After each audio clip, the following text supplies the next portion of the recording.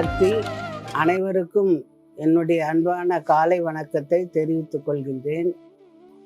நவராத்திரியின் 2ஆம் நாளான இன்று செவ்வாய்க்கிழமை நாம் அன்னைக்கு அங்காரக தேவியின் உருவத்தை அமைத்து இருக்கின்றோம். அடுத்தது காப்பு, குங்கும காப்பு. அங்காரகன் என்றால், அங்காரகம் என்பது சிவப்பு நிறத்தை குறிக்கக்கூடியது. அங்காரகன் என்பது நவகிரகங்களில் செவ்வாயின் அம்சமாக திகழக்கூடிய ஒரு தெய்வம்.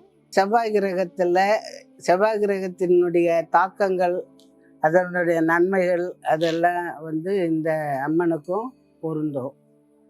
நம்ம முதல்ல அம்மனுடைய அலங்காரத்தை பார்த்திங்கன்னா, இன்றைக்கு ஒரு புதுமையாக அழகாக கருவறையில் சின்ன சின்ன சிப்பு தட்டுகளை வைத்து அலங்காரம் செய்திருக்கின்றார்கள். வாகனம் ஆடு வாகனமாக இருக்கின்றது.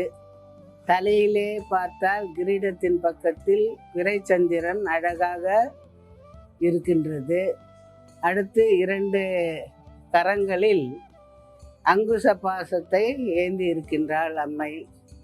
அடுத்தது அம்மா உட்கார்ந்து இருக்கிற பாங்க பார்த்திங்கன்னா, பத்மாசனமிட்டு 2 கால்களையும் மடக்கி உட்கார்ந்து இருக்கிற அந்த பாங்கு பார்த்தாவே ரொம்ப அழகாக, கண்ணுக்கு ரொம்ப மிகவும் குளிர்ச்சியாகவும் மனதுக்கு பக்தியை ஏற்படுத்தும் வகையிலும் அமைந்திருக்கின்றது.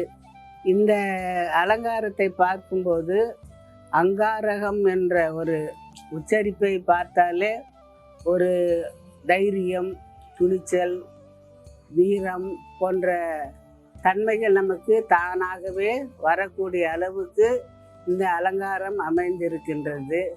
காப்பு பார்த்திங்கன்னா, சுயம்பு அம்மாவுக்கு குங்கும காப்பு. குங்குமம் என்பது மங்களம் என்ற பொருளை தரக்கூடியது. மஞ்சள், குங்குமம் இது 2மே மங்கள பொருள்கள். யாரையாவது விசேஷத்துக்கு அழைக்கணும்னு சொன்னால் நம்ம குங்குமம் கொடுத்து தான் அழைப்போம். குங்குமத்தை அம்மாவினுடைய பிரசாதமாக வாங்கி வைத்து கொண்டு உடல்நிலை சரியில்லாதவர்களுக்கு வைத்து விடுவது போன்ற, அப்புறம் சுபகாரியங்களில் மணமக்களுக்கு அணிவிப்பது போன்ற எல்லா சுபகாரியங்களுக்கும் இந்த குங்குமம் பிரசாதமாக விளங்குகின்றது.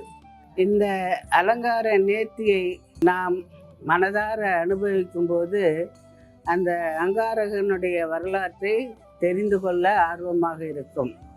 அதாவது உஜ்ஜயினி என்ற நாட்டில் அங்காரக சூரன் என்பவன் ஆட்சி செய்தான். நீங்கள் அங்காரக சூரன் சொல்லும்போதே அது அசுர ஆட்சி. மக்களுக்கு தீமைகள் தான் செய்யும், அக்கிரமங்கள் அதிகமாக, துன்பங்கள் அதிகமாக நடக்கும். அப்போ தெய்வம் அவர்களை அழித்து மக்களை காப்பாற்றுவார்கள் என்பதுதான் வரலாறு. இந்த அங்காரக சூரன் மக்களை வருத்தும் சமயத்தில் சிவபெருமான் தன்னுடைய சூலத்தால் எய்து கொன்று விடுகிறார். அப்படி கொல்லும்போது அவருடைய இரத்தமானது பூமியில் சிந்தினால் அது பாவம் என்பதை கருதி அந்த அங்காரக சூரனுடைய இரத்தம் துளிகள் பூமியில் விழுந்தால் கேடு என்பதை உணர்ந்து செவ்வாய் கிரகம் அதனை தடுத்து தன் மீது ஏற்றுக்கொள்கின்றது. அதனால்தான் செவ்வாய் கிரகம் பார்த்திங்கன்னா சிகப்பாக இருக்கும். அப்போ பூமியை காப்பதற்காக ஒரு கிரகம் அந்த அசுரனுடைய இரத்தத்தை எல்லாம் ஏற்றுக்கொண்டது என்று பார்க்கும்போது மக்களை காப்பதில் தேவர்கள் எவ்வளவு, அதாவது கிரகங்களும் நமக்கு பயன்படுகின்றது என்பதை நாம் புரிந்து கொள்ளலாம்.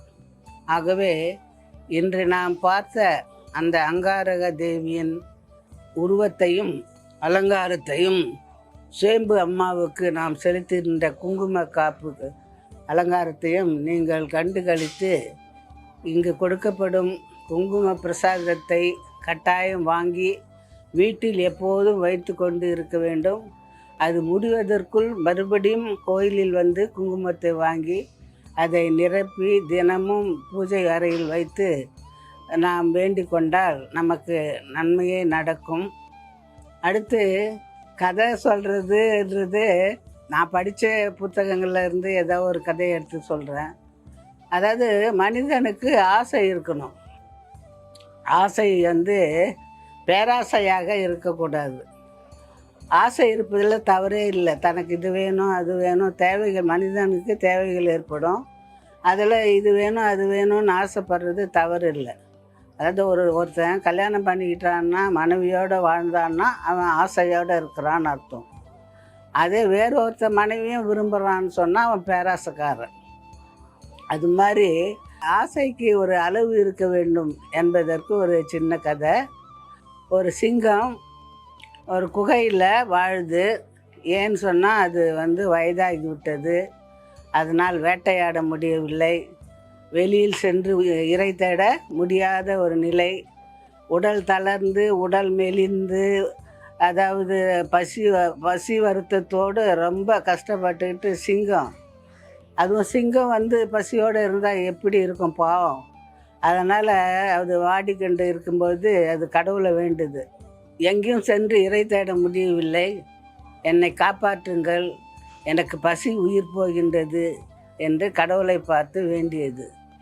கடவுள் சரி பாவம் இதுவும் ஒரு ஜீவன் தானே அப்படின்னு சொல்லிட்டு ஒரு முயலை முதல்ல அனுப்புகிறாரு. அது அந்த முயலை அடித்து சாப்பிட்டு கொஞ்சம் சந்தோஷமாக இருக்குது. அடுத்தது ஒரு மானை அனுப்புகிறாரு. அந்த மானை அடித்து சாப்பிட்டு சந்தோஷமாக இருக்குது. இன்னொரு நாள் ஒரு ஆடை அனுப்புகிறாரு. அதையும் அடித்து சாப்பிட்டு சந்தோஷமாக இருந்து, சும்மா படுத்துக்கிட்டு வேட்டையாடாத சாப்பிட்டு இது இருந்து உடல் பருத்து போய் இதுக்கு வந்து நாக்கு ருசி கேட்க ஆரம்பிச்சிச்சு. அதாவது கடவுள்கிட்ட எனக்கு எப்பவும் இந்த முயல் மாடு ஆடு இதையே மாற்றி மாற்றி அனுப்புகிறீங்க, எனக்கு ரொம்ப போர் அடிக்குது, அதனால் எனக்கு வேறு யானையை அனுப்புங்க அப்படின்னு சொல்லுது. அடடா இதுக்கு ஆசை ஜாஸ்தியாகி போச்சுன்னு சொல்லிட்டு கடவுள் என்ன பண்ணுறாரு, மறுபடியும் முயலை அனுப்புகிறாரு. அனுப்புனா அதை விரட்டி அனுப்பிடுது. எனக்கு வேணாம், எனக்கு யானை தான் வேணும் அப்படின்னு சொல்லிட்டு. சரி உன் விதி யார் இது தடுக்க முடியும்னு சொல்லிட்டு ஒரு யானையை வந்து அனுப்புகிறாரு. அந்த யானை போகுது. போனோன்னா இது வயதான ஒரு சிங்கம் தானே, என்ன இருந்தாலும் அந்த வேகம் அந்த வீரம் இதெல்லாம் கொஞ்சம் குறைவாக தானே இருக்கும். அதனால் இது அந்த யானையை அடிக்க போகும்போது அந்த யானை லாகுவாக அப்படியே விலகி அந்த சிங்கத்தை துதிக்கையால் எடுத்து போட்டு அடித்து சாவடிச்சிடுது. கம்முன்னு சும்மா கடவுள் கொடுத்த அந்த சின்ன உணவை சாப்பிட்டு சௌகரியமாக இருந்திருக்கலாம். ஆனால் அதுக்கு ஆசை வந்து யானையை சாப்பிட்ணும் போல். இதால் ஒரு 10 சிங்கம் சேர்ந்தாலே ஒரு யானை அடிக்கிறது அவ்வளோ எளிதல்ல. இது சிங்கம், ஆட முடியாத சிங்கம். இப்படிப்பட்ட சிங்கம் எப்படி ஒரு யானையை ஜெயிக்க முடியும்? அதனால் பேராசையால் அழிவை சந்தித்தது. ஆகவே ஆசை இருக்க வேண்டும். நமக்கு ஆசை இருந்தால் தான் வாழ்க்கையில் கொஞ்சம் முன்னேற முடியும். ஆனால் பேராசை இருக்கக்கூடாது. கடவுள்கிட்ட நமக்கு வேண்டியதை கேட்கணும். கடவுள் எதை கொடுக்குறாரோ அதை வாங்கிக்கலாம். எதை எந்த நேரத்தில் கொடுக்க வேண்டும் என்பது அவருக்கு தெரியும். ஆகவே ஆசை இருக்கலாம், ஆனால் பேராசை இருக்கக்கூடாது என்பது இந்த கதையின் மூலம் தெரிகிறது. ஆகவே இந்த நவராத்திரி நாளில் ஒவ்வொரு அலங்காரத்தை பற்றியும் சில வரலாற்று கருத்துக்களை பற்றியும் கூறும்போது அதை கேட்பதற்கு நீங்கள் எல்லாம் யூடியூப்பில் பார்த்து அதுக்கு உங்களுடைய விருப்பத்தை கொடுத்து கோயிலினுடைய அறப்பணிக்கு உதவுமாறு உங்களை கேட்டுக்கொள்கின்றேன். ஓம் சக்தி.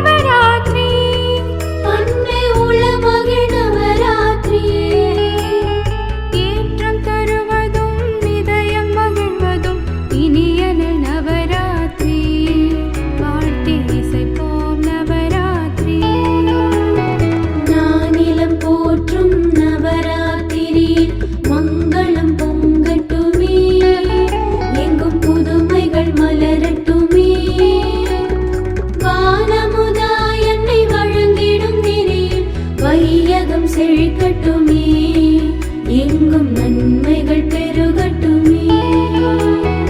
அம்மா ஏற்றிய அகண்ட தரிசனம் அகற்றிடும் நம் கண்டமே, நல்ல ஆனந்தம் தரும் என்றுமே. தீராத நோயெல்லாம் தீர்த்திடும் முக்கூட்டு தெய்வீக எண்ணெய் இது, அம்மா தேனாக தந்ததிது. நானிலம் போற்றும் நவராத்திரியில் மங்களம் பொங்கட்டுமே, எங்கும் புதுமைகள் மலரட்டுமே. வானமுதா என்னை வழங்கிடும் திரியில் வையகம் செழிக்கட்டுமே, எங்கும் நன்மைகள் பெருகட்டுமே.